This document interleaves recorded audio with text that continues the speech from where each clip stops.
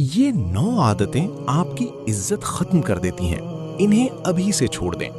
Number 1, बहुत ज्यादा बोलना और छोटी छोटी बातों पर रद्द अमल देना। नंबर 2, हर वक्त अपने दुखों और परेशानियों का रोना दूसरों के सामने रोते रहना। नंबर 3, दूसरों की बातों को काट कर अपनी बात ऊपर रखने की कोशिश करना। नंबर 4, झूठ बोलना। कभी भी झूठ ना बोलें, चाहे कितना भी नुकसान क्यों ना हो जाए, क्योंकि झूठ बोलने से आप इज्जत और एतमाद खो देते हैं। नंबर 5, पीठ पीछे दूसरों की बुराई यानी गीबत करना और अफवाहें फैलाना। नंबर 6, वादा खिलाफी करना और अपनी कही हुई बात से मुकर जाना। नंबर 7, किसी के आगे पीछे ना घूमें, अपनी एक अलग पहचान बनाएं। नंबर 8, हर छोटे बड़े काम के लिए दूसरों के आगे हाथ फैलाना और उनके रहमो करम पर रहना।